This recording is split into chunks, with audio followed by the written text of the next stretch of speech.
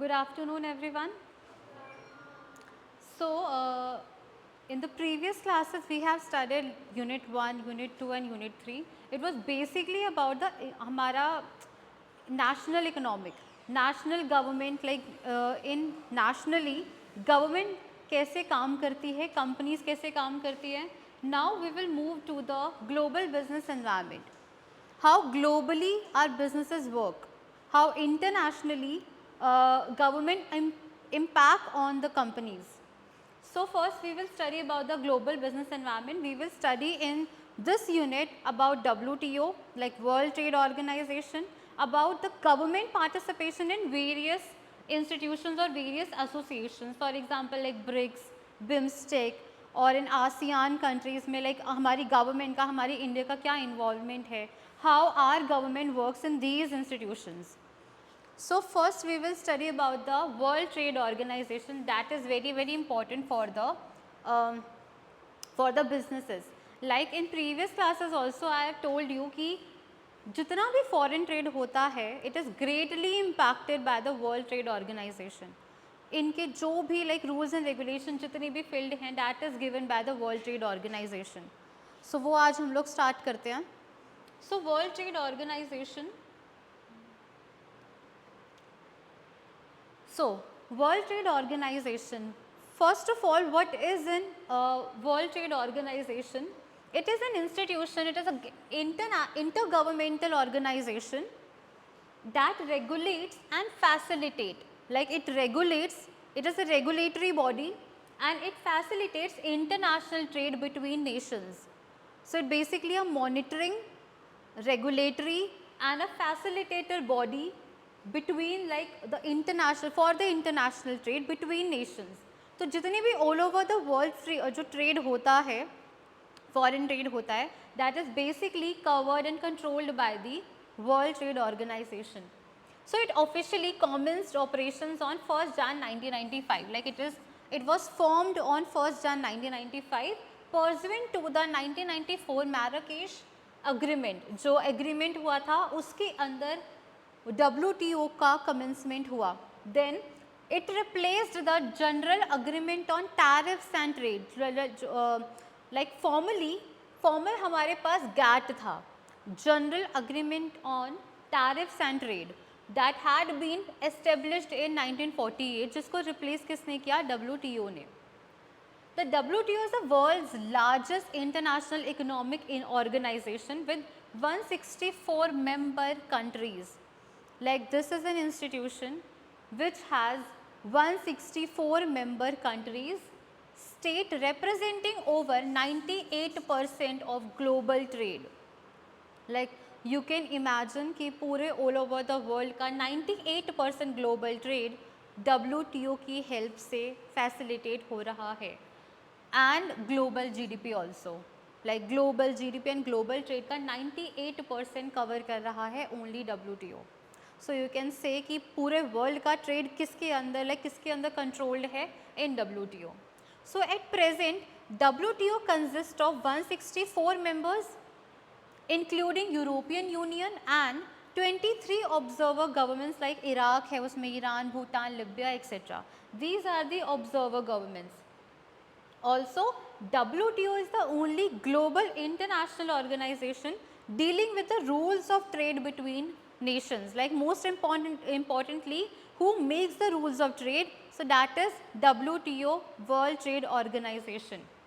So ये इकलौती ऐसी हमारे पास ग्लोबल इंटरनेशनल ऑर्गेनाइजेशन है जो कि ट्रेड के रूल्स बनाती है, जो कि बाकी जितनी मेंबर कंट्रीज़ हैं इसके अंदर आती हैं वो कैसे ट्रेड करेंगी, कितना कैसे कैसे चीज़ें होंगी, that is only controlled and ruled by WTO. ठीक है. Moving forward, so let's see the background for WTO. How WTO commenced? कैसे आया ये? So first of all, अभी हमने पढ़ा कि WTO ने किसको रिप्लेस किया है? GATT को, general agreement on tariffs and trade. So पहले हमारे पास GATT था, उसकी कुछ लिमिटेशंस रही होंगी जिसकी वजह से हमारे पास आज के टाइम पे WTO है. सो जब इन 1948 जो ये बना था गैट, उसके अंदर बहुत सारी ऐसी चीज़ें थी जो कि लिमिटेशन थी, लाइक उसमें रेस्ट्रिक्शंस बहुत ज़्यादा थी। कौन कौन सी? इट वाज लाइक इसका सिर्फ बेसिक, बहुत बेसिक इसको बनाया था to reduce tariffs and other trade barriers, function more as a series of trade negotiations than a full-fledged, like it was not a comprehensive for all world trade. ये simple किसके लिए काम करता था? टैरिफ्स को रिड्यूस करता था, trade barriers, trade negotiations कैसे होंगे, ये सब, rather than a full-fledged organization. It was not a full-fledged organization जो कि हर एक चीज़ को like मैनेज कर रही है. Then, while it was effective in liberalizing trade in goods, it lacked a comprehensive structure. In GATT, it lacked a comprehensive structure जो कि हमें WTO में देखने को मिलता है. Authority for enforcement, इसके पास authorities भी बहुत कम थी, and clear rules on services. It like GATT के अंदर clear rules for services नहीं थे.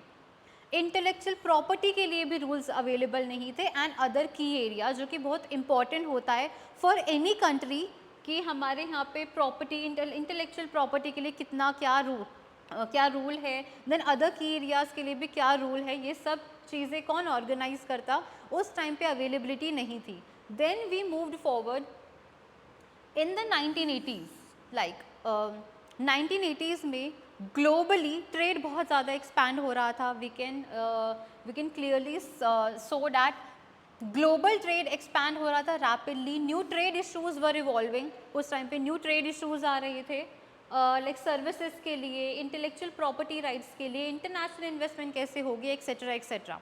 सो there were many things to to look at. तो उस टाइम पे एक जो कि फुल फ्लेज ऑर्गेनाइजेशन भी नहीं था, वो किन किन चीज़ों के ऊपर फोकस कर पाएगा, किन किन चीज़ों के ऊपर रूल्स बना पाएगा. It was hardly to look. These areas were not adequately covered under this agreement, like this जो हमारे पास ऑर्गेनाइजेशन था. तो हमें किसकी ज़रूरत थी? अ मोर रॉबस्ट ऑर्गेनाइजेशन की ज़रूरत थी, जिसकी वजह से हमारे पास बना यूरोग्वे राउंड नेगोशिएशंस के अंदर WTO. It was the most ambitious negotiation GATT history. Of course ये जो मीटिंग हुई थी वो गैट की ही हुई थी. उसके अंदर it covered 15 areas, like they introduce new 15 areas कि 15 एरियाज़ को हम लोग इन्वॉल्व करेंगे, इंक्लूड करेंगे. सर्विसेज को इंक्लूड किया गया. देन इंटेलेक्चुअल प्रॉपर्टी, जो कि जितना भी यहाँ पे लैकिंग था वो यहाँ पे कवर किया गया. And agricultural subsidies they involve. After extensive and complex negotiation lasting nearly 8 years, 123 countries, अब यहाँ से starting है, 123 countries at that time signed the Marrakesh Agreement in April 1994. They signed the agreement for these areas, और वहीं पे which led to the establishment of WTO. They named this the organization कि World Trade Organization को हम लोग नाम देंगे, replacing this GATT. Understood? ये किस में हुआ है? यूरोग्वे राउंड नेगोशिएशन के अंदर हुआ है, which was also a part of GATT summit या गैट का कोई भी एक मीटिंग जो भी लगा लो, उस मीटिंग के अंदर ये सारी चीज़ें सजेस्ट की गई और प्रॉपरली फॉर्म्ड की गई.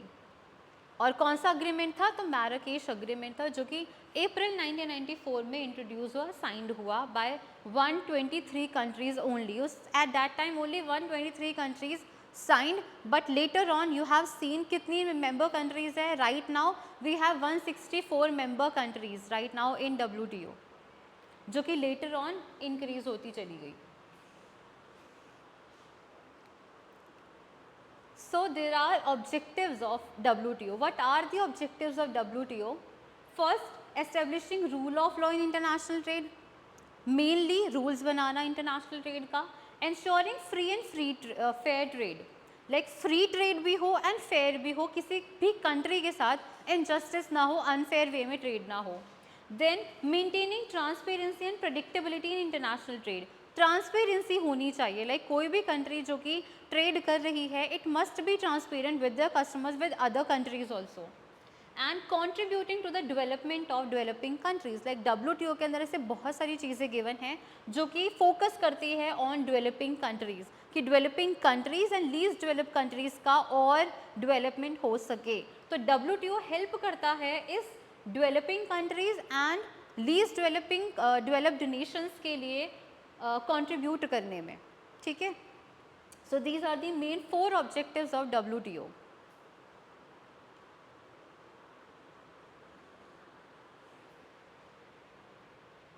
Now there are main functions of the WTO। इसके मेन फंक्शंस हमारे क्या है? First is administering trade agreements. तो first of all it administration जहाँ पर भी वर्ड आता है that means it makes drafts and rules and regulations etcetera. हर चीज़ किसको कवर करती है? अग्रीमेंट बनाते हैं किसके ऊपर? It covers goods and services, intellectual property rights etcetera. ये सारी चीज़ें WTO लाइक अपने ऑर्गेनाइजेशन के अंदर कवर करती है। सबके ऊपर रूल कौन बना रहा है? WTO बना रही है। Then serving as a forum for trade negotiations. तो जितनी भी ट्रेड नेगोशिएशंस होती हैं बिटवीन कंट्रीज, उसका जो एक मिडिल पार्ट है, लाइक कॉमन पार्ट कह लो, वो कौन है? WTO है। The WTO host rounds of negotiation, जिसके अंदर जैसे suppose this is a room, यहाँ पे WTO is the founding organization, उसके अंदर 164 members are there. They will discuss about like क्या लाइक होना चाहिए, लाइक रूल कितना बनना चाहिए, क्या रूल आना चाहिए नेक्स्ट टाइम पे। तो हर एक कंट्री, हर एक मेंबर कंट्री अपने कुछ सजेशंस देगी, एडवाइसेस देगी टू द WTO कि ऐसे नहीं, ऐसा होना चाहिए। Like they will negotiate with other countries also. तो यहाँ पे प्रॉपर एक मीटिंग होती है, हर साल एक समिट होता है WTO के अंदर, वे member countries discuss and agree on new trade rules क्या होनी चाहिए and update existing ones. If there is a need to update तो अपडेट होगा, और they must discuss and agree on new trade rules. Like majority members को वहाँ पे agree करना पड़ेगा, ठीक है, और उसके लिए डिस्कशंस होते हैं। Then there is a dispute resolution also. WTO के अंदर एक बहुत इंपॉर्टेंट पार्ट आता है, वो है WTO's dispute settlement body. WTO का डिस्प्यूट सेटलमेंट बॉडी, ये इसका बहुत इंपॉर्टेंट पार्ट है। It helps resolve trade dispute, जो कि बहुत सारी मेंबर कंट्रीज़ के बीच में अगर कोई भी कॉन्फ्लिक्ट आता है रिगार्डिंग द ट्रेड, उसको कौन सेटल करेगा? उसके लिए कहाँ तुम लोग जाओगे?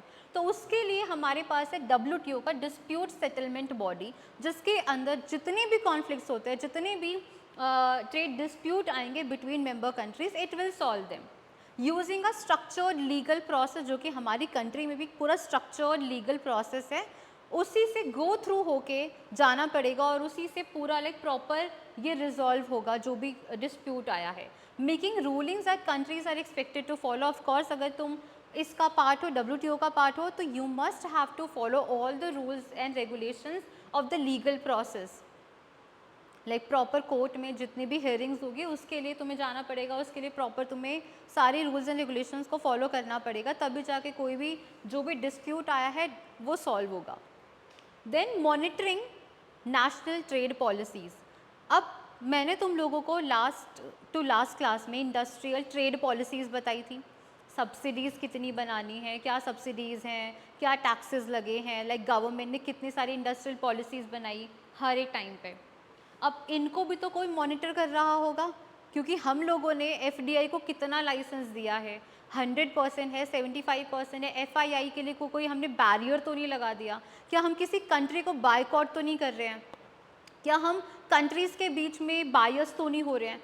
So that is monitored bye WTO। कितनी सब्सिडी प्रोवाइड होंगी, किसी कंट्री के साथ कोई अनफेयर ट्रीटमेंट तो नहीं हो रहा है, तुमने अपने पॉलिसीज़ के अंदर किसको फेवर किया है, तुम क्या करना चाहते हो, like what is your approach, that is monitored by none other than WTO। So the WTO review करता है। अब ये सारी चीज़ें पहले रिव्यू में जाती है, रिव्यू होती है and evaluates member countries trade policies to ensure they align with agreed upon trade rules. Of course वहाँ पे जो अग्रीमेंट हुआ है WTO की 164 मेंबर कंट्रीज़ के बीच में, वहाँ पे हर एक मेंबर कंट्री ने साइन किया होगा। उस साइन में तुमने क्या बोला था? उस साइन में तुमने बोला होगा ना, यू अग्रीड ना, कि हम लोग हर एक जितनी भी प्रोसेस है, जितने भी रूल्स हैं, उनसे अबाइड करेंगे। और तुमने अगर उसको साइन किया तो तुम्हें वो चीज़ करनी पड़ेगी, तुम अलग से पॉलिसीज़ नहीं बना सकते फिर, और पॉलिसीज़ में कोई डिफरेंट नहीं कर सकते जो कि WTO से कॉन्ट्रडिक्ट कर रहा हो। So understood. तो ये हमारा WTO क्या काम करता है? मॉनिटर करता है हर एक मेंबर कंट्री की national trade policies. Then technical assistance and training for developing countries. Of course like main जो इसका एक बहुत इंपॉर्टेंट पार्ट है कि डेवलपिंग कंट्रीज़ के लिए WTO क्या कर रहा है। तो वो ये कर रहा है कि वो टेक्निकल असिस्टेंस प्रोवाइड करता है, ट्रेनिंग प्रोवाइड करता है for developing countries. The WTO offers capacity building support for developing and least developed countries to improve their ability to participate in international trade. So that is also a main important thing. Developing countries के लिए, least develop countries के लिए WTO क्या कर रहा है, तो वो ऑफर करता है कैपेसिटी बिल्डिंग सपोर्ट या और कुछ लाइक कुछ स्पेशल ट्रीटमेंट प्रोवाइड करना टू दीज कंट्रीज़. यहाँ पे WTO डेवलपिंग कंट्रीज़ के लिए ये चीज़ कर रहा है. Then moving forward, what is the structure of WTO? Structure of WTO like हर एक ऑर्गेनाइजेशन का स्ट्रक्चर होता है. इसका स्ट्रक्चर क्या है, तो फर्स्ट जो लाइक हायर अथॉरिटी पे आते हैं that is a ministerial conference. Like it is the final, जो फाइनल डिसीजन जो लेता है ना ऑफ WTO वो यही ले रहा है, मिनिस्टीरियल कॉन्फ्रेंस. साइन होके किसके साइन जाएंगे, फाइनल डिसीजन किसका होगा, इन्हीं का होगा. देन जनरल काउंसिल की अगर मैं बात करूं तो ये कौन है, जो कि ड्राफ्ट करते हैं रूल्स, रेगुलेशन, प्रिंसिपल और कुछ न्यू रूल्स बनाने हैं, कुछ अपडेट करने हैं. That is done by the general council.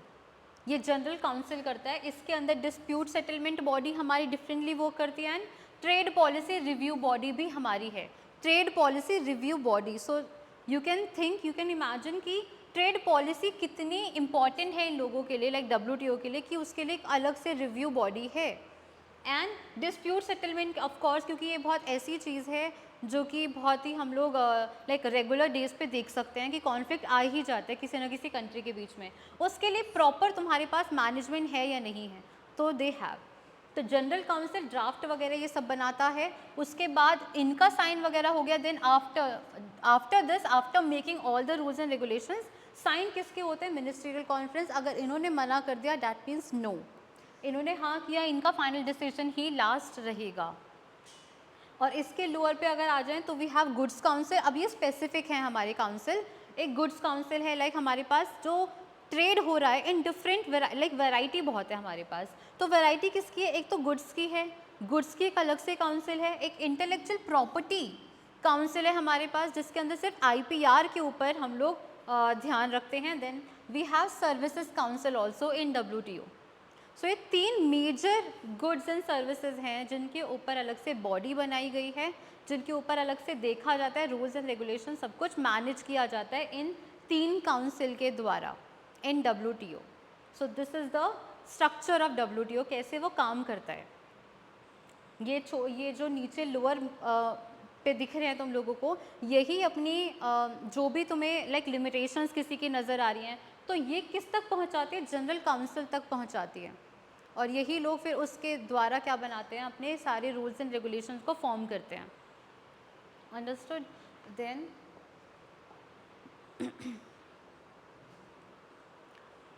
now importantly we have principles of World Trade Organization. Now there are some main principles.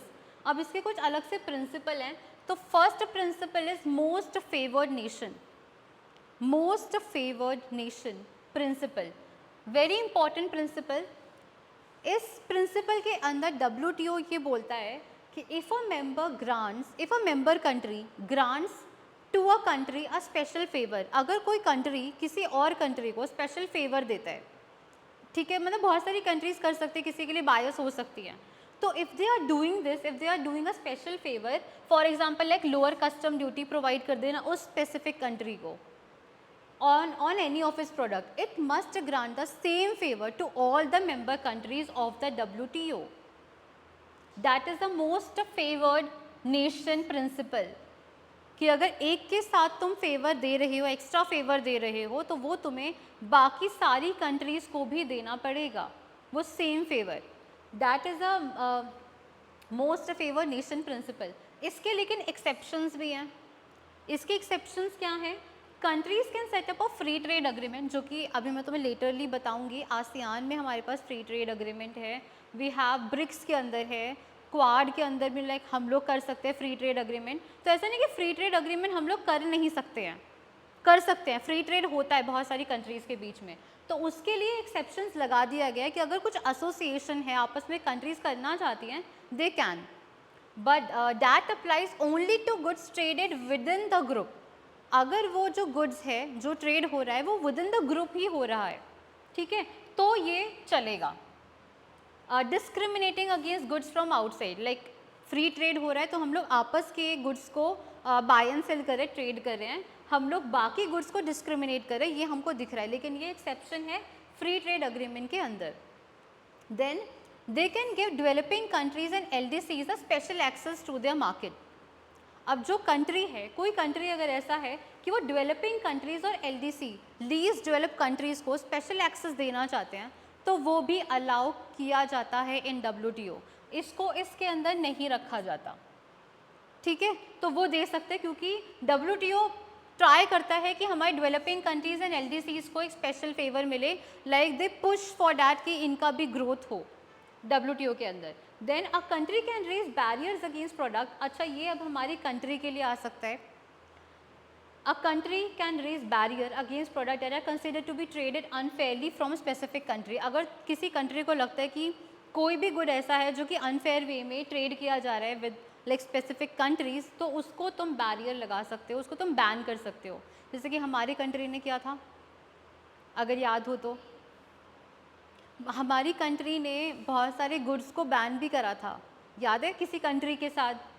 तो चाइना की बहुत सारे ऐप्स को लाइक गुड्स को भी बैन करा था। तो ऐसा नहीं कि हम ये नहीं कर सकते, अगर उनको लगता है कि किया है तो दे कैन, बट उसके लिए प्रॉपर प्रूफ देना पड़ेगा, जिसके ऊपर ऑब्वियसली इसके अंदर डिबेट चली है WTO के अंदर। चाइना ने बोला कि हमको हमारे साथ क्यों डिस्क्रिमिनेशन हुआ है, जबकि मोस्ट फेवर्ड प्रिंसिपल क्या कहता है कि हम लोग डिस्क्रिमिनेट नहीं कर सकते बिटवीन कंट्रीज़। बट इंडिया ने अपनी तरफ से आर्गूमेंट दिए कि हमारे ये इस लाइक IPR रूल के अंदर आता है, तो हम ये चीज़ कर सकते हैं, ठीक है। तो हमें लाइक प्रॉपर प्रूफ फिर देना पड़ेगा, आर्गूमेंट पूरी रखनी पड़ेगी if you are doing this, if you are doing the discrimination. Then national treatment obligation. National treatment obligation क्या है?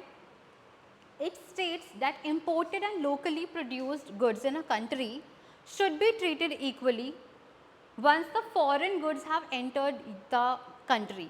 Like अगर कोई बाहर से गुड आ रहा है, you need to treat their goods like foreign goods, किसके साथ? अपने imported and locally produced goods के साथ। You can't be biased with both goods, कि अपने जगह से अगर आ रहा है तुम उसके लिए तो बहुत सपोर्ट कर रहे हो। अगेन इट इज़ कॉन्ट्रडिक्टिंग जो हमारा लाइक मैंने तुम्हें लेटेस्ट पढ़ाया था लास्ट क्लास में। क्या पढ़ाया था मैंने लास्ट क्लास में? सेल्फ रिलायंट इंडिया, आत्मनिर्भर भारत। लोकली प्रोड्यूस गुड्स को हम लोग पुश कर रहे थे कि हम उसको पुश करेंगे, उनके लिए सपोर्ट करेंगे, बट यहाँ पे ये प्रिंसिपल हमें क्या बोल रहा है कि लोकली प्रोड्यूस गुड्स और फॉरेन गुड्स के साथ हम इक्वली ट्रीटमेंट करेंगे, हम उनमें बायस नहीं हो सकते। अगेन कॉन्ट्रडिक्ट कर रहा है। तभी मैंने बोला था लास्ट क्लास में भी कि ठीक है WTO तो मना करता है, लेकिन हम लोग रूल्स ऐसे ना बनाएं कि हम लोग यहाँ पे दिखे कि हम we are discriminating with both goods, ठीक है। तो हमें उनके साथ ऐसा नहीं कि लाइक सब्सिडीज़ कम कर दी, कस्टम ड्यूटी ज़्यादा लगा दी, ये हम लोग नहीं कर सकते। लोकली प्रोड्यूस गुड्स को पुश करना है, उनको हमें सपोर्ट करना है, सेल्फ रिलायंट इंडिया बनना है। इसका मतलब ये नहीं कि हम लोग बाहर के गुड्स को के साथ डिस्क्रिमिनेशन करना स्टार्ट कर दें, ठीक है। अगेन यहाँ पे थोड़ा सा तुम्हें माइंड लगाना पड़ेगा कि क्या चीज़ बोली जा रही है और क्या इंडिया कर रही है, बट वो ऐसा नहीं करे कि बिल्कुल दिखाने के लिए देखो कि भाई सेल्फ रिलायंट इंडिया तो हम लोग बाहर के गुड्स को एंटर ही नहीं करने देंगे। No, you need to be balanced with both.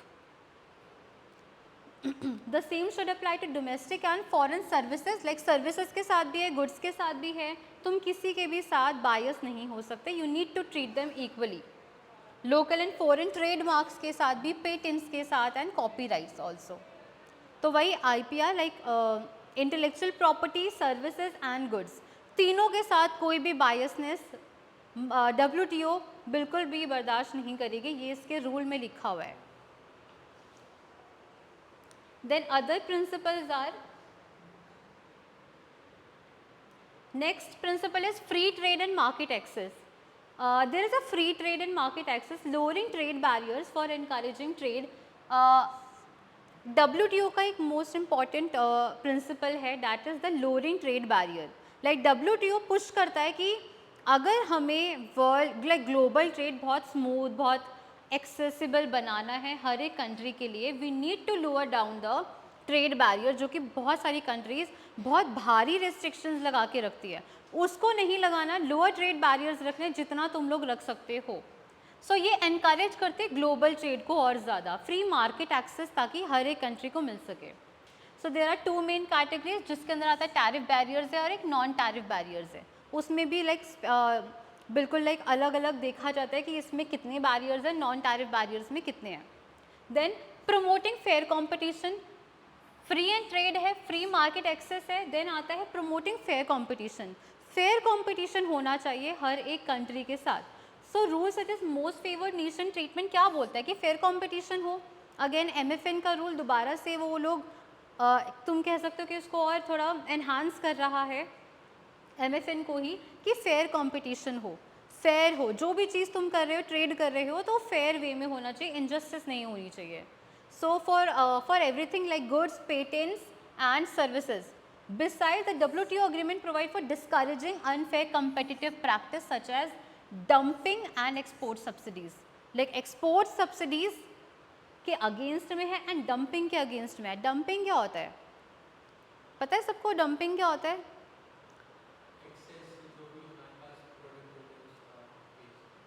नहीं, that is different. Dumping means होता है अपने मार्केट में, सपोज अगर हमारी कंट्री में अगर कोई प्रोडक्ट है दैट इज़ फॉर 100 रुपीज़, ठीक है, अपनी कंट्री में अगर वो जो प्रोडक्ट है दैट इज़ फॉर 100 रुपीज़, और हम अगर उसी प्रोडक्ट को बाहर की कंट्रीज़ में, लेकिन foreign market, we are selling it for 50 rupees, तो इतने कम मार्जिन में अगर हम अपने ही प्रोडक्ट को सेल कर रहे हैं in another country, in another market, that is known as dumping. So हर एक कंट्री के पास एक एंटी डंपिंग ड्यूटीज़ होती है, एंटी डंपिंग होता है कि हम लोग डंपिंग के अगेंस्ट में रहेंगे। WTO भी यही कहता है कि फेयर कंपटीशन हो, तो फेयर कंपटीशन के लिए हम लोग अगेंस्ट में रहते हैं डंपिंग के एंड एक्सपोर्ट सब्सिडीज़ के। Clear? Then there is special concern for developing countries, ये अगेन दोबारा ये सेम चीज़ आ रही है। डेवलपिंग कंट्रीज़ के लिए WTO स्पेशल कंसर्न रखता है, उसके लिए we have like extra leniency provide करी है WTO ने। ऑल्दो WTO क्या कहता है कि MFN रूल लाइक सब कुछ इक्वली, सब कुछ फेयर वे में, सब कुछ ट्रीटमेंट जो होगी सब कुछ इक्वली होगी, but there is a special right which is given to the all developing countries and least developed countries, special right उनको मिले हुए हैं। It is known as special and differential treatment. Special and differential treatment is given by the WTO to all the developing countries. तो इसमें ये try करती है सो that कि ये इनको थोड़ा पुश मिले, सो डैट कि ये भी एक बैलेंस वे में बाकी कंट्रीज़ के साथ इक्वली डील कर पाए, बैलेंस कर पाए, ट्रेड कर पाए, ठीक है। So these are all the principles of WTO. Now WTO and India. अब जो मेन आता है कि how India is reacting to the WTO. India का क्या रोल है इसके अंदर? So इंडिया तब से है इसके साथ जब ये फाउंड हुआ था। इसका ये ओरिजिनल मेंबर है इन 1995, तब से ये है जब 1995 में WTO बना था। The WTO is highly significant for India. How?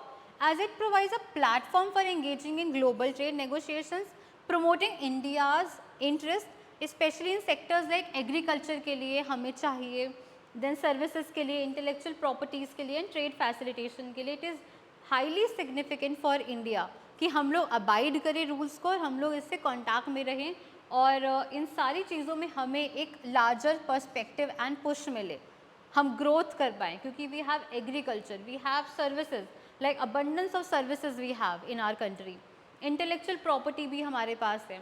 Trade facilitation के लिए हमें WTO की बहुत ज़्यादा रिक्वायरमेंट है अगर ग्लोबल ट्रेड, फॉरेन ट्रेड अच्छा करना है तो।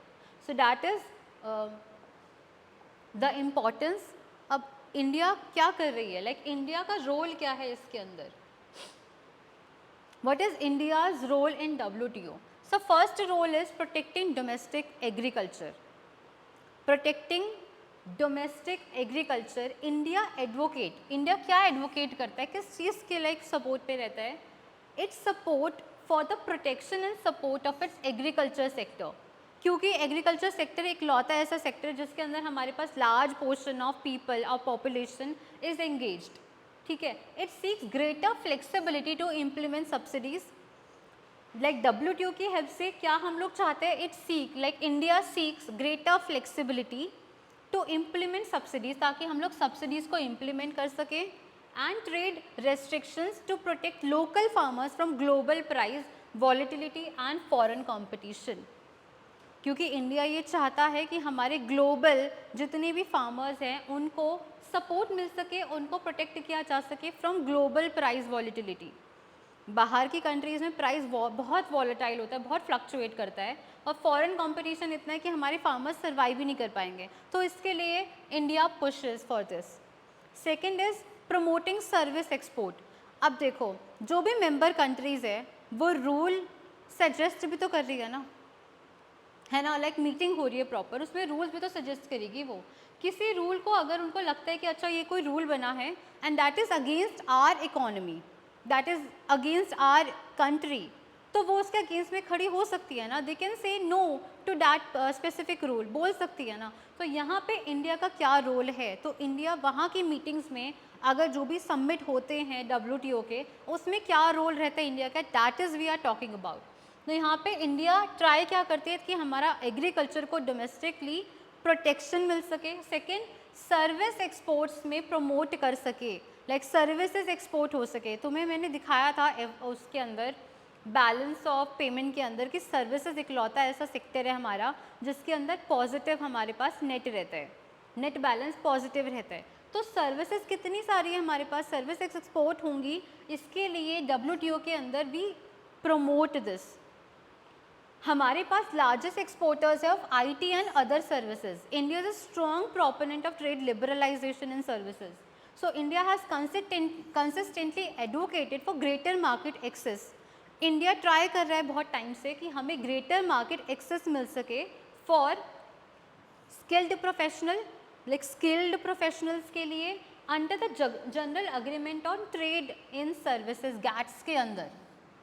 मतलब एक अलग से वो है इनके अंदर, लाइक बहुत सारे डिपार्टमेंट्स होते हैं ना, so that is a department for trade in services, particularly through Mode 4 which deals with the movement of professionals across borders. Like in WTO बहुत सारे हमारे पास डिपार्टमेंट्स हैं, उसके अंदर एक Mode 4 के थ्रू हम लोग मूवमेंट को इंक्रीज कर सकते हैं प्रोफेशनल अक्रॉस बॉर्डर्स। इसके अंदर we are promoting our skilled professional in the main market, in the global market access, ताकि अपने लोगों को ग्रेटर मार्केट एक्सेस मिल सके।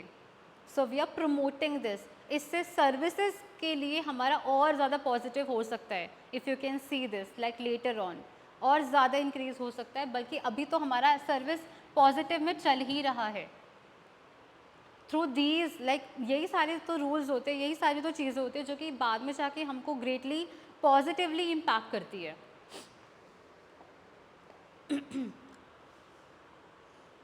Now next is fighting for fair intellectual property rules. India support balanced intellectual property protection to ensure that essential items जैसे कि medicine, हमारी country अगर कोई मेडिसिन बना रही है तो उसके लिए हमें प्रॉपर लाइक राइट मिले, और उसका ये जो है ये प्रोटेक्शन है फॉर इंटेलेक्चुअल प्रॉपर्टी कि हमारे यहाँ पे इसका ओरिजिन हुआ है, it remain affordable for its population.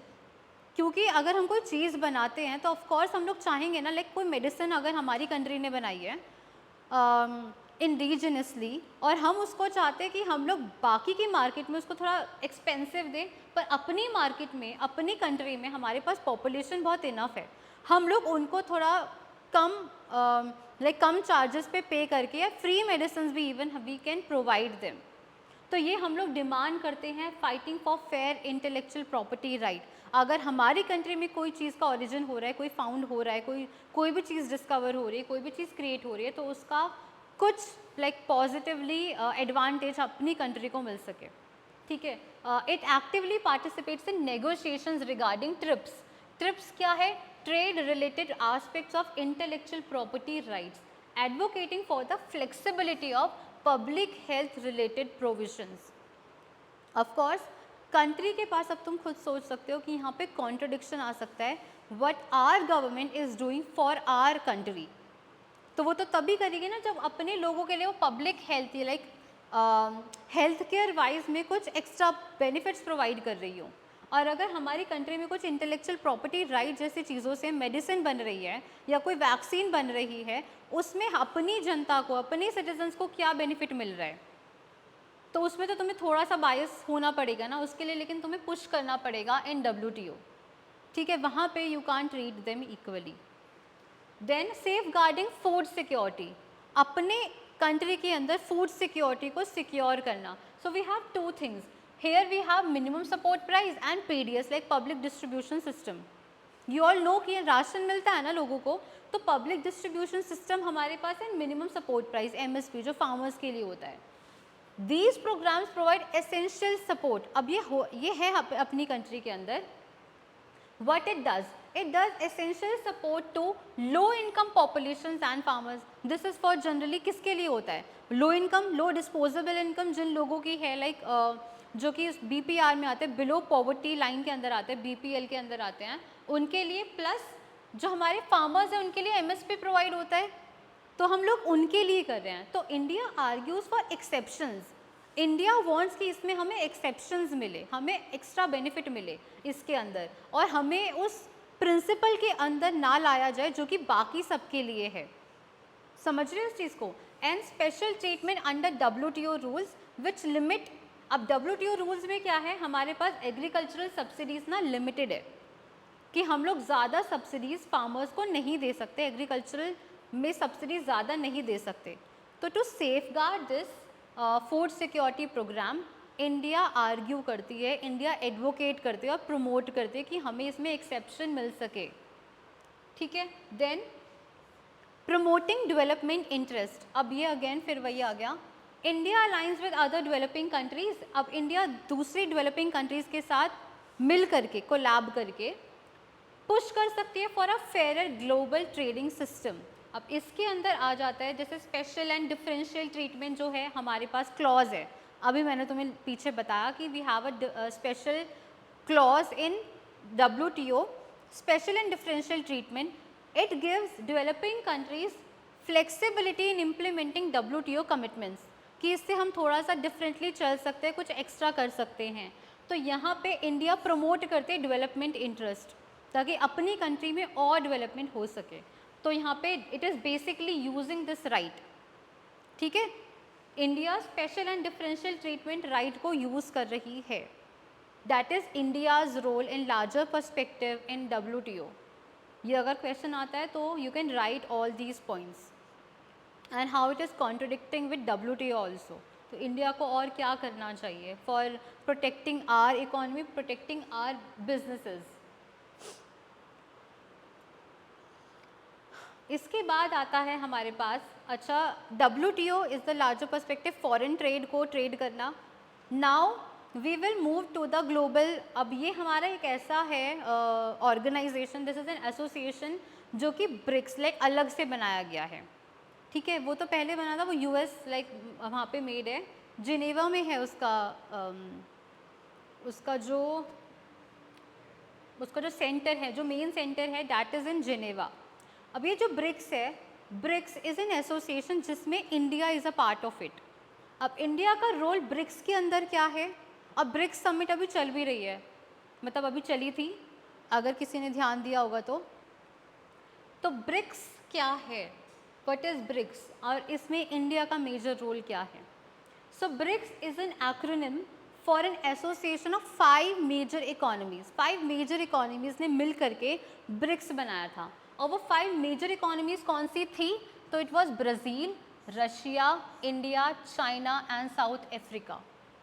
So like formerly सबसे पहले तो वैसे सिर्फ 4 ही कंट्रीज़ थी। It was originally formed as BRIC only. South Africa ने लेटरली ज्वाइन किया था in 2010।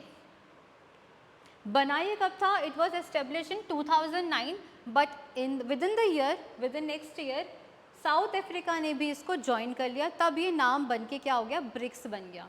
The concept of brick, अभी जो कॉन्सेप्ट है ब्रिक का, it was first coined by the famous economist Jim O'Neill in 2001 to refer to emerging markets that were expected to become major global economic powers. Like उनका ये concept था कि हमारी कुछ पूरे वर्ल्ड में कुछ इमर्जिंग मार्केट्स है, कुछ इमर्जिंग इकोनॉमीज़ हैं that can take a larger share of the global trade, जो कि बाद में जाके मेजर ग्लोबल इकोनॉमिक पावर्स बन सकती हैं. तो ये जो कॉन्सेप्ट था इसी इकोनॉमिस्ट ने दिया हमको.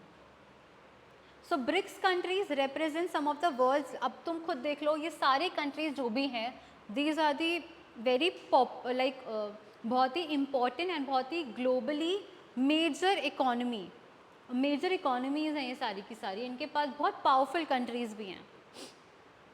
सो BRIC countries represent some of the world's largest and fastest growing, ये सारी कंट्रीज फास्टेस्ट ग्रोइंग ही हैं economies with a significant influence on. अब इन सारी कंट्रीज़ का बहुत लार्जर इम्पैक्ट में इन्फ्लुएंस रहता है और ग्लोबल ट्रेड किस किस में, लाइक ग्लोबल अफेयर्स में है, ट्रेड के अंदर है, we have investment also, like in सारी लाइक चीज़ों के अंदर इन सारी इकोनॉमीज़ का बहुत सिग्निफिकेंट इन्फ्लुएंस रहता है. The aim of this alliance is to challenge the economic and political monopoly of the West. Very important to note कि इसका एम क्या था. इसका एम ये था कि जो भी वेस्टर्न ऑर्गेनाइजेशंस हैं जो कि बनाई गई थी, कौन सी हैं पता है? IMF, वर्ल्ड बैंक, ये सारी वेस्टर्न लेड इंस्टीट्यूशंस हैं जो कि मेजरली क्या करती है, मेजरली कंट्रोल करती है फाइनेंस को. If you want the finance, if you want the funds, तुम किसके पास जाओगे? IMF था हमारे पास, वर्ल्ड बैंक था. बट अगर हमें इनके पास नहीं जाना, यही सारा कुछ डोमिनेट करती रहेंगी, तो फिर लाइक बाकी कंट्रीज़ कैसे लाइक सर्वाइव कैसे करेंगी? तो उनकी मोनोपोली को रिमूव करने के लिए, उनकी पॉलिटिकली एंड इकोनॉमिकली मोनोपोली को रिमूव करने के लिए we have made this, like इनका टारगेट ही यही था, इनका एम ही यही था इस अलायंस का. ठीक है. और ये तुम देख भी रहे होगे, कोई भी वेस्टर्न लेड मतलब वेस्टर्न तो है, ब्राज़ील है, तो ये वेस्टर्न तो है, लेकिन इन कंट्रीज़ ने सोचा कि वेस्टर्न लेड जितनी भी वो है इंस्टीट्यूशंस हैं, उन सबसे हटके और हमारे पास कुछ रहे जिसकी वजह से हमारी इकोनॉमीज़ को और प्रॉपर ग्रोथ मिले. ठीक है. जो कि बायसनेस कई बार इनमें हो जाती है. सो दे वर बेसिकली अगेंस्ट और to reduce the political monopoly of Western-led institutions.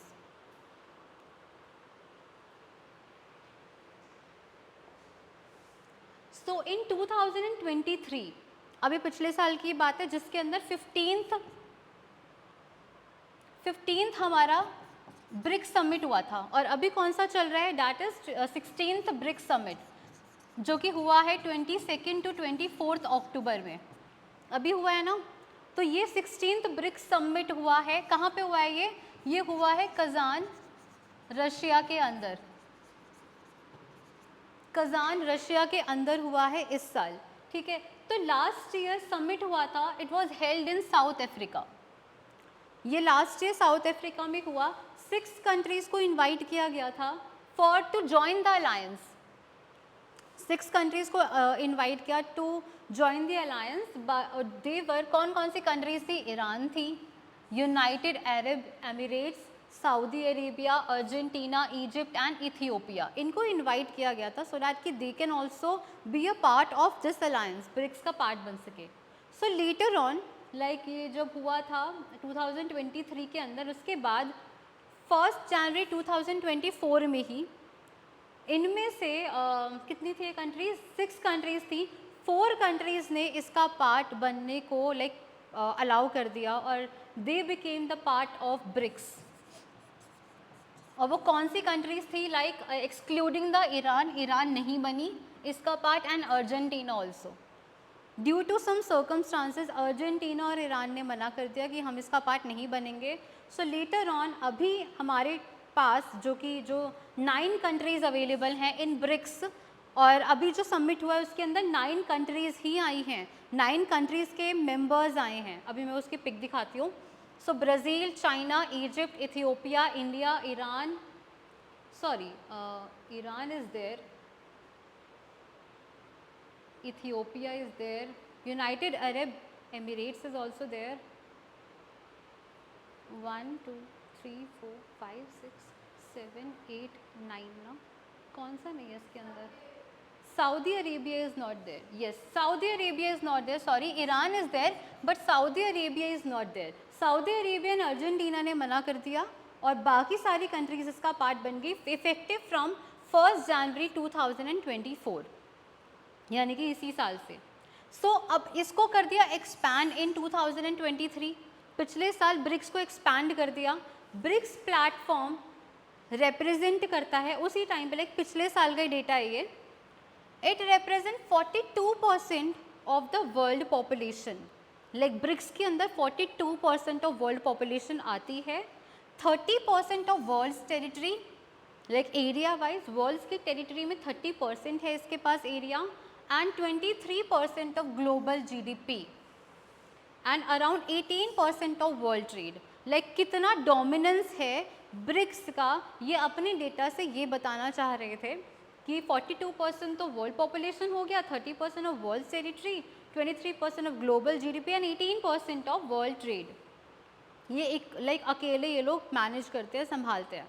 So you can see कि अगर इनका डोमिनेंस और मेजर होता चला जाए, अगर ये अलायंस बना के कोई ऐसी डील कर ले जिससे कि बाकी कंट्रीज़ को लॉस हो, सो सोचो कितना इम्पैक्टफुल रहेगा. तो अलायंसेस बहुत इंपॉर्टेंट होते हैं to work cooperatively. So this group set priorities. अब इनके कुछ प्रायोरिटीज़ रही हैं and has discussions once every year.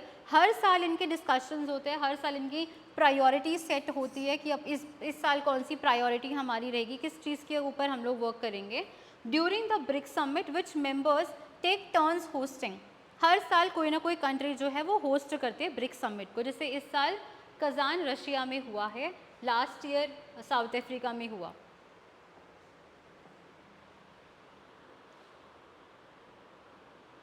So this is the latest photo of BRICS 2024. इसके अंदर you can see 9 members are there और ये सारे 9 लीडिंग मेंबर्स हैं सारी कंट्रीज़ के जो कि ब्रिक्स के मेंबर हैं. ठीक है.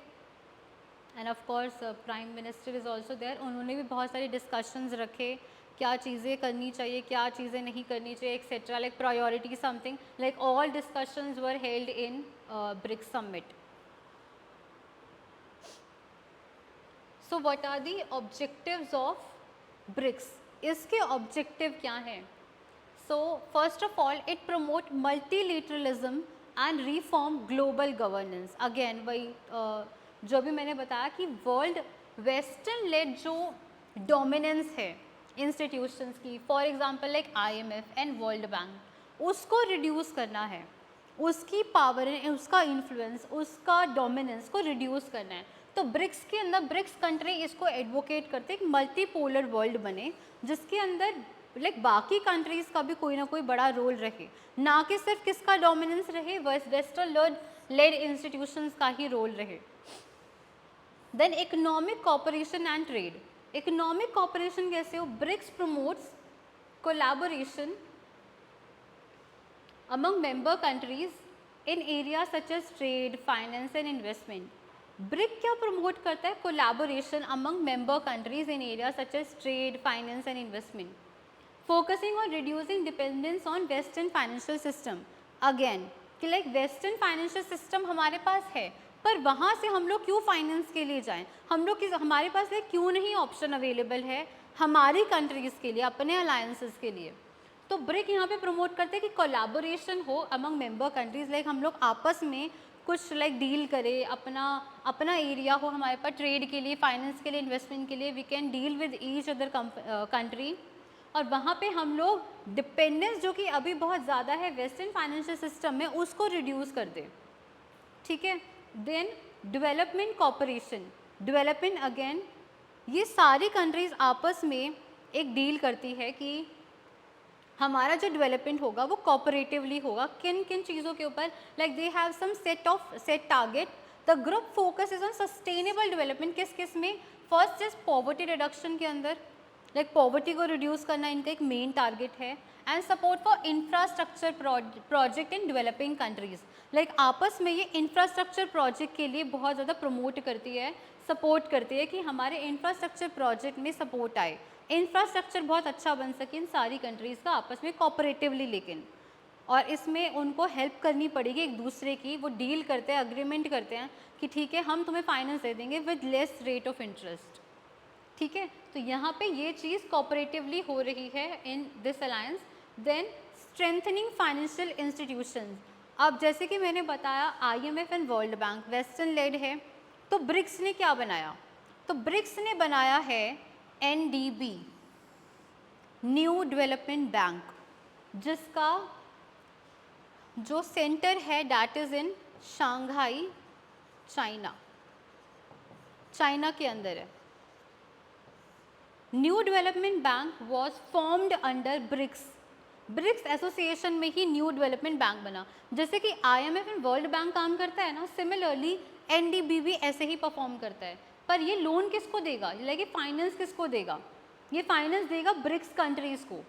तो वो लोग आपस में, और ये NDB ही बहुत सारे ऐसे प्रोजेक्ट के ऊपर हमें फाइनेंस देता है सो दैट कि हमारी कंट्री में लाइक रोड बन सके, इंफ्रास्ट्रक्चर बिल्डअप हो सके। हम लोग NDB के पास जा सकते हैं टू कलेक्ट और to for the finance infrastructure के लिए। देखो सस्टेनेबल डेवलपमेंट प्रोजेक्ट जितने भी होते हैं हम लोग इनके पास जा सकते हैं। तो ब्रिक्स के द्वारा ही NDB बना हुआ है। इम्पॉर्टेंटली इसको नोट कर लेना NDB को। तो फाइनेंशियल इंस्टीट्यूशंस ब्रिक्स के अंडर तो बनाई गई है।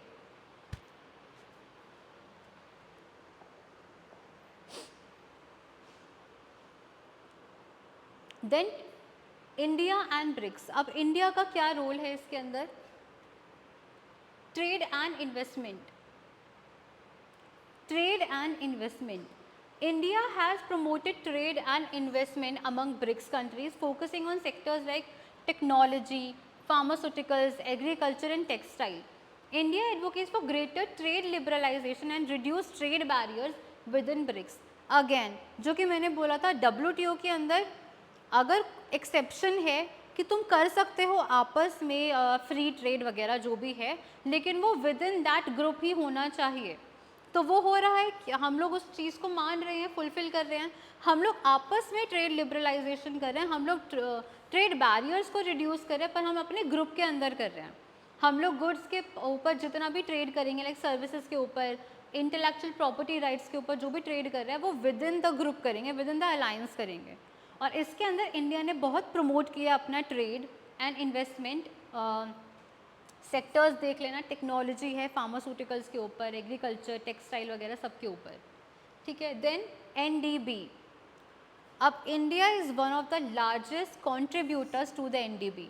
NDB की फॉर्मेशन में, NDB की फाइनेंस में India is one of the largest contributors to the NDB which funds infrastructure. ये NDB क्या करता है, न्यू डेवलपमेंट बैंक क्या करता है, ये फंड प्रोवाइड करता है for infrastructure and sustainable projects के लिए in BRICS and other developing nations also. Other developing nations को भी ये प्रोवाइड कर सकता है।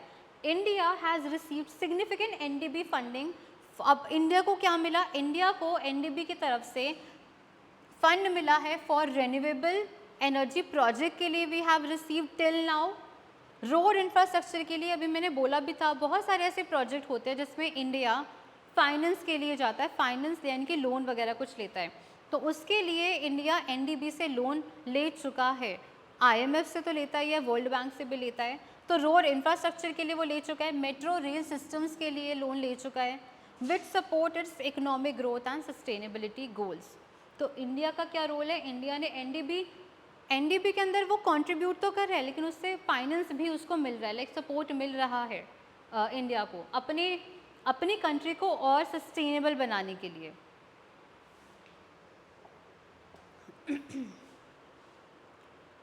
Then digital transformation. Digital transformation, India has positioned itself as a leader in digital transformation. ये तो like हम लोगों को पता ही है कि digital transformation में India became a leader of that. So emphasizing projects like Digital India and promoting financial inclusion through technology. So ये सारी चीज़ें इंडिया ने की है. India has encouraged other BRICS members also to adopt digital solutions to improve financial access and governance. तो India यहाँ पे खुद तो डिजिटलाइज हो रहा है, साथ में वो पुश करता है, लाइक सपोर्ट करता है, एनकरेज करता है बाकी ब्रिक्स मेंबर्स को भी to adopt digital solution so that कि उनका भी फाइनेंशियल सिस्टम जो है वो फाइनेंशियल एक्सेस इंक्रीज हो सके, फाइनेंशियल गवर्नेंस भी इंक्रीज हो सके. और आज के टाइम पे डिजिटली ट्रांसफॉर्म होना बहुत ही ज़्यादा इम्पॉर्टेंट है. ब्रिक्स पेमेंट सिस्टम, अब ये बहुत ही इम्पॉर्टेंट है. Like usually we deal trade in dollars, है ना, डॉलर्स में हम लोग ट्रेड करते हैं जितने भी गुड्स एंड सर्विसेज होते हैं. अब ब्रिक्स पेमेंट सिस्टम में क्या है, like in BRICS countries, like BRICS के अंदर अगर हम लोग ट्रेड कर रहे हैं तो we can do the trade with the local currencies of that country. हम यहाँ पे डॉलर्स के साथ ना करें तो भी चलेगा. हम लोग यहाँ पे क्या करते हैं, अपनी allowing countries to trade in the local currencies. इससे होगा क्या, हमारा जो पूरा like we are fully and wholly dependent on dollars. US dollar के ऊपर हम लोग पूरा डिपेंडेंट है for our BRICS payment system.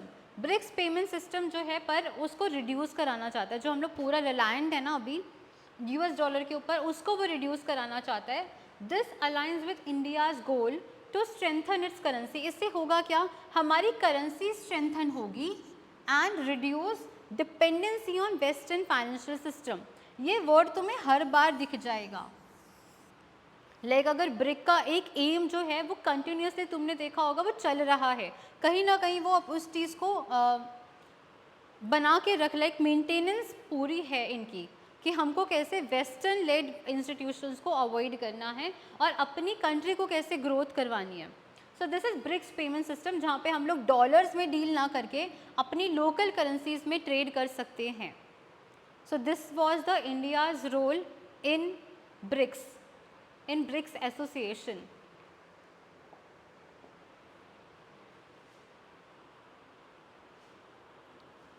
So that was all the BRICS and WTO. इसके बाद एक और आता है हमारे पास इंस्टीट्यूशन और association, that is BIMSTEC. BIMSTEC पहले इसका नाम कंट्रीज़ के ऊपर बेस्ड था, बट अब इसका नाम है bay of Bengal initiative for multi sectoral technical and economic cooperation. That is the latest name of BIMSTEC.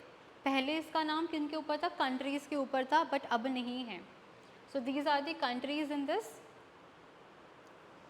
BIMSTEC है क्या, अब इसके नाम में ही ना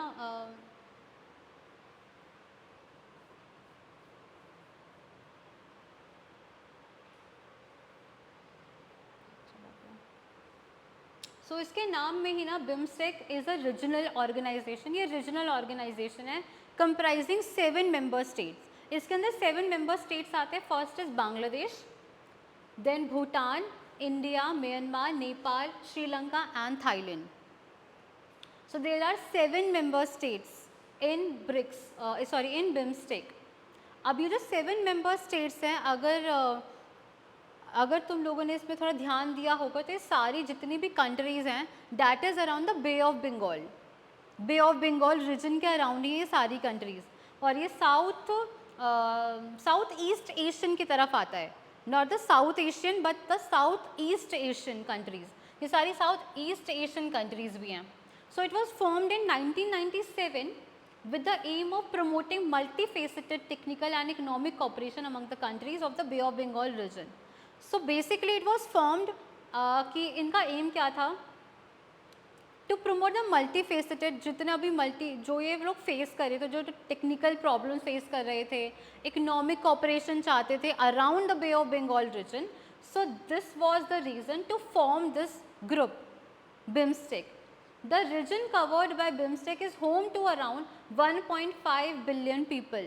इस पूरे एरिया के अराउंड 1.5 बिलियन पीपल लाइक उनका पूरा वो लोग रहते हैं with a combined GDP of 3.8 trillion dollars. इन सब पूरे ग्रुप का अलायंस का कंबाइंड GDP कितना है, 3.8 ट्रिलियन डॉलर्स. और कितने लोग हैं, इस पॉपुलेशन कितनी है, 1.5 बिलियन पीपल. और countries 7 member countries are there. ये सारी कंट्रीज उसको लिख लो.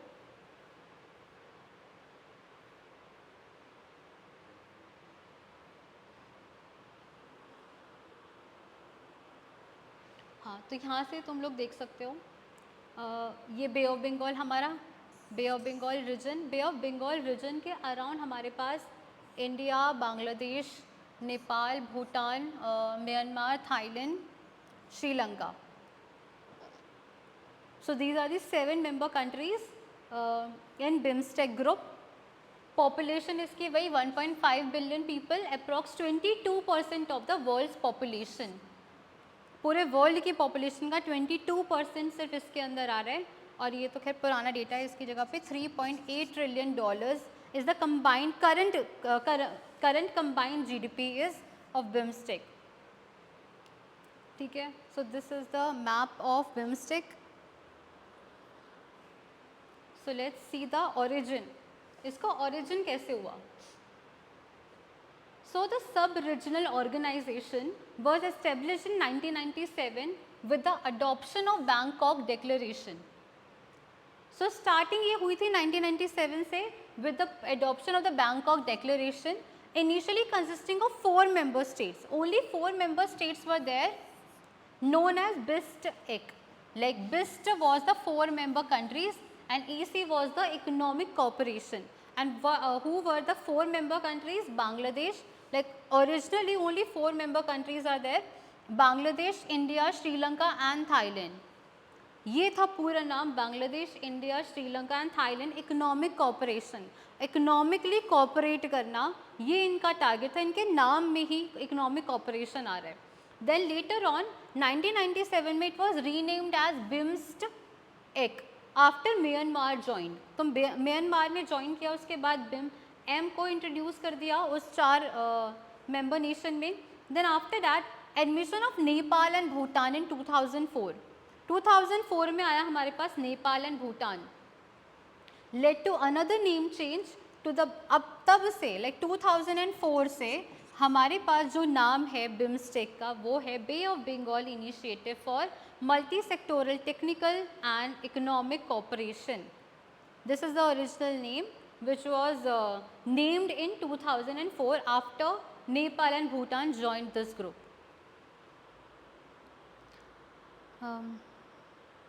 ठीक है. Then there are some key features of BIMSTEC. What are the key features of this? International recognition. So internationally इसको recognize किया जाता है. ऐसा नहीं कि कोई भी like locally कोई group है ऐसे ही बना लिया, ऐसा कुछ नहीं है. It is an internationally recognized association. BIMSTEC gains official standing as a legal entity. First of all, it's a legal organization, allowing it to interact directly with other international organizations on matters of diplomacy and cooperation. Like international organization, कोई भी international organization, for example IMF, World Bank, तो ये सारे जो BIMSTEC है या फिर UN, United Nations ले लो, WHO ले लो, जितनी भी ये हमारे इंटरनेशनल ऑर्गेनाइजेशंस हैं, इनके साथ हम बात कर सकते हैं on matters of diplomacy and cooperation, क्योंकि हमको लीगल एंटिटी मिली हुई है, लाइक BIMSTEC को मिली हुई है. सो इंटरनेशनली रिकॉग्नाइज किया जाता है इसको. Then shared goals. इन सारी कंट्री का एक शेयर्ड गोल है. लाइक इनका मेन ऑब्जेक्टिव क्या है? The charter outlines BIMSTEC's objectives which focus on building trust and friendly relation among member states. So you know कि जब भी हम लोग एसोसिएशन बनाते हैं तो वो इस पर्सपेक्टिव से या इस अप्रोच से बनाते हैं कि हम लोग फ्रेंडली होकर काम करेंगे, हम लोग एक दूसरी कंट्री के साथ बायस नहीं होंगे, डोमिनेट नहीं करेंगे. अगर हमारे बहुत ही अनफ्रेंडली रिलेशंस है विद अदर कंट्रीज तो उसको रिड्यूस करेंगे. We will make the friendly relations with other member states. तो ये इनका लाइक शेयर्ड गोल था स्टार्टिंग में. And accelerating economic development and social progress in the Bay of Bengal region, कि हमारा जो एरिया है, जो रीजन है, उसमें हम लोग इकोनॉमिकली डेवलप्ड होंगे एंड सोशली प्रोग्रेस करेंगे. That was the shared goal of BIMSTEC's objective. Structured organisation, इसका भी स्ट्रक्चर्ड ऑर्गेनाइजेशन है, लाइक क्लियर फ्रेमवर्क है BIMSTEC का ऑपरेशन का.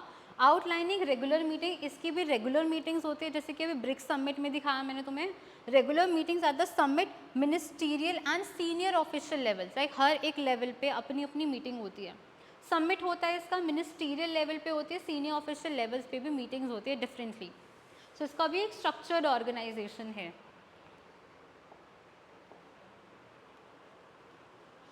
देन एक्सपैंडिंग मेंबरशिप, अब हर एक एसोसिएशन चाहता है कि उसके ग्रुप में और अलायंस लाइक और ग्रुप्स ऐड हो जाएं और कंट्रीज ऐड अप हो, तो इसका भी ये चाहता है एक्सपैंड करना membership. The charter paves the way for future growth by allowing new countries to join BIMSTEC, so they also invite other countries to join their BIMSTEC group and for other nations to participate as observers also. Observer से भी countries जो हैं वो part ले सकती हैं for any association, तो वो इनवाइट करते हैं कि या तो ज्वाइन करो या फिर ऑब्जर्वर की तरह तुम लाइक पार्टिसिपेट कर सकते हो। Then reconstitution and reduction in the number of sectors of cooperation to 7। अब पता है इन्होंने क्या किया, इन्होंने हर एक कंट्री को अपना अपना एक सेक्टर दे दिया जिसके ऊपर वो रिकॉन्स्टिट्यूट करेंगे एंड उसके ऊपर वो लाइक डिफरेंटली अपने अपने सेक्टर्स के ऊपर वर्क करेंगे। फॉर एग्जाम्पल यहाँ लिखा हुआ है each member state will serve as a leader, like वो लीड करेगा इन दैट पर्टिकुलर सेक्टर। कैसे, अब जैसे बांग्लादेश को काम दिया है ट्रेड का, Bangladesh is a leader for the trade, investment and development, इसको लीडर बनाया है, लाइक बांग्लादेश इस चीज़ को इन चीज़ों के ऊपर लीड करेगा। But about Bhutan, Bhutan in environment and climate change के ऊपर इज़ द लीडर। इंडिया के पास है सिक्योरिटी इंक्लूडिंग एनर्जी का है and security wise India is the leader. Myanmar को काम दिया है agriculture and food security, Nepal in people to people contacts, Sri Lanka in science technology and innovation and Thailand in connectivity. So हर एक कंट्री को अपना अपना रोल बता देना कि रोल दे दिया है, यू कैन अब उसी रोल के according they can work on that, और उसके लिए वो मतलब ट्राई करेंगे कि हम इस चीज़ में लाइक ग्रोथ करें। पता है ये बहुत अच्छा होता है कि हम हर एक कंट्री को अपना अपना डिपार्टमेंट दे देना, so that they can work very efficiently work हो पाए इसके अंदर। और हर एक कंट्री फिर ट्राई भी करते हैं कि ठीक है इस चीज़ का हम लोग डिपार्टमेंट लाइक ले लेंगे and we can lead in that sector. So ये बहुत अच्छी चीज़ है, ये बिम्स्टेक के अंदर मुझे अच्छी लगी।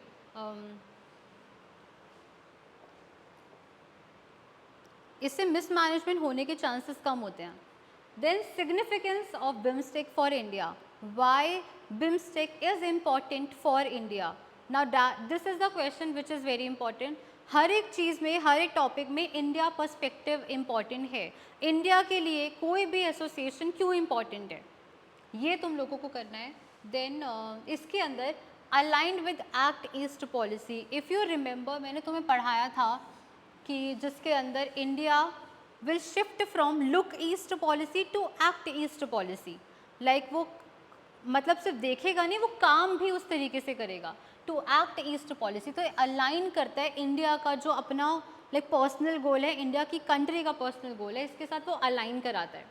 सो BIMSTEC is more align with India's act east policy, India की खुद की पॉलिसी के अंदर है ये चीज़, तो इससे काफ़ी अलाइन करता है।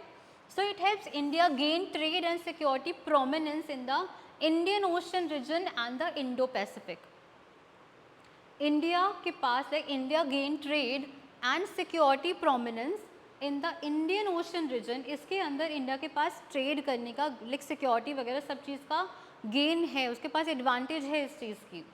And Indo Pacific also. Alternative to SAARC, अभी मैंने तुम्हें बताया BIMSTEC is a Southeast Asian policy. Southeast के लिए हमारे पास पूरा एक प्रॉपर ग्रुप है। सार्क क्या है,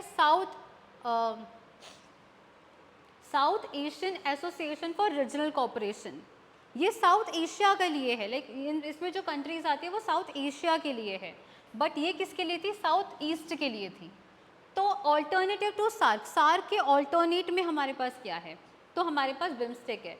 so following India's efforts to isolate Pakistan, जो कि कब हुआ था, 2016 में उरी अटैक्स के बाद हमने सार्क के अंदर पाकिस्तान को आइसोलेट करने का ट्राई किया था इन दैट समिट। ये समिट जो हुई थी सार्क के अंदर। तो अब इसके अलावा BIMSTEC has emerge as a preferable regional cooperation platform, जिसके अंदर इंडिया अपना जो भी रिस्पॉन्स है, अपना जो भी लाइक एडवाइस है या कुछ अगर वो चीज़ करना चाहती है तो वो कर सकती है। Like we have the option, we have the alternative to SAARC also. SAARC के अलावा हमारे पास रीजनल ऑल्टरनेटिव क्या है, तो वी हैव बिम्स्टेक, जहाँ पे हम अपना रोल, अपना लाइक कोई भी ऑब्जेक्टिव बता सकते हैं, शेयर कर सकते हैं, डिस्कस कर सकते हैं। ठीक है। Then as a counter to China, अब इस पूरे बिम्स्टेक के अंदर तुम लोगों ने देखा होगा China is not the part of it. SAARC के अंदर भी क्या है, साउथ एशियन है एसोसिएशन। अब हमारे पास बिम्स्टेक एक ऐसा ऑप्शन है जहाँ पे हम काउंटर कर सकते हैं चाइना को with the help of the alliance of all the countries. As China expand its belt and road initiative, ये तुम लोगों ने पक्का पढ़ा होगा कि चाइना एक्सपैंड कर रहा है अपना बेल्ट एंड रोड इनिशिएटिव को, लाइक टेरिटरी वो ऑक्यूपाई करने की उसमें है, उसका ऑब्जेक्टिव है कि जितना टेरिटरी वो लोग ऑक्यूपाई कर सके वो कर रहे हैं across south and south east Asia. ऐसा नहीं कि सिर्फ हमारी कंट्री के साथ, तो south and south east Asia में they are trying this for like many years. So India views this growing presence as a challenge to its regional dominance. तो ये जो रीजन हमारा बे ऑफ बंगाल रीजन, इसमें India यहाँ पे इसको as a challenge face करता है, एज अ चैलेंज देखता है, जिसमें इन पूरे ग्रुप को लाइक यूनानिमसली और बिल्कुल लाइक यूनिटी वाइज साथ रहकर कोऑपरेट करके इस चीज़ के अगेंस्ट में लड़ना पड़ेगा। ठीक है। तो we have this option of BIMSTEC, cooperation, जितनी भी अलायंसेस होते हैं वो इन्हीं सब चीज़ों में हेल्प करते हैं।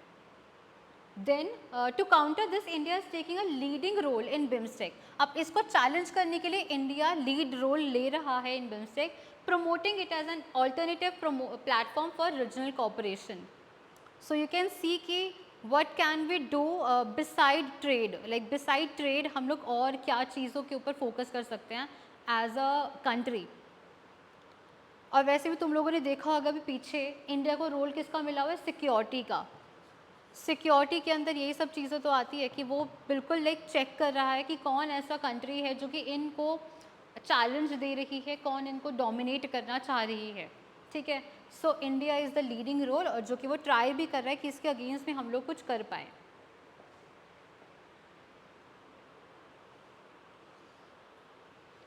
देन वी हैव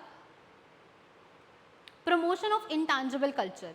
अब ये अच्छा पॉइंट है, ये अभी ना नालंदा यूनिवर्सिटी के अंदर जो कि बिहार में है, इंडिया ने इनिशिएटिव लिया है कि we will like open the research on art, culture and other subjects related to the Bay of Bengal. Like intangible culture को भी यहाँ पे लेके आने का प्रमोशन किया है इंडिया ने। So it can bring new insight and research in intangible heritage in that region. Like Bay of Bengal region में इनटैंजिबल कल्चर कैसे है, आर्ट एंड क्राफ्ट, ये सब, इन सब चीज़ों के ऊपर कुछ न्यू करने की ट्राई करी है in India. So this is what India is doing for the BIMSTEC group. Then platform for regional cooperation, it brings together countries from South Asia and Southeast Asia, providing a platform for enhanced regional cooperation. Platform for regional cooperation, like ये जो BIMSTEC है ये countries को, sorry ये पता क्या करता है ये, हाँ, south Asia and south east Asia के बीच में एक लिंक बनाता है। जो बिम्स्टेक है it provides a link between south Asia and south east Asia, providing a platform for enhanced regional cooperation, so that कि जितना एनहांस्ड रीजनल कोऑपरेशन हो सके they will try for that. It has promoted deepening cooperation in security matters and management of humanitarian assistance and disaster relief program, जो कि चलाए भी गए थे। इसमें सारी countries of BIMSTEC group togetherly like work करती है in the security matters। ठीक है। सो these were the initiatives which were taken by the India। ये इंडिया का रोल था जितना भी था सारा, और पीछे जितना भी मैंने चीज़ें कराई लाइक WTO की and about the BRICS also, उसमें मेजरली जो इम्पोर्टेंट चीज़ रहेगी that is the India's role in these association. India WTO में क्या उसका लाइक अप्रोच क्या है, ब्रिक्स के अंदर क्या है, बिम्स्टेक में व्हाट इज़ इंडिया डूइंग, ये सारी चीज़ें इंपॉर्टेंट है एज इन एग्ज़ाम पर्सपेक्टिव, जिनके ऊपर तुम लोगों को फोकस करना है. So that is all in global business environment for today. Any questions?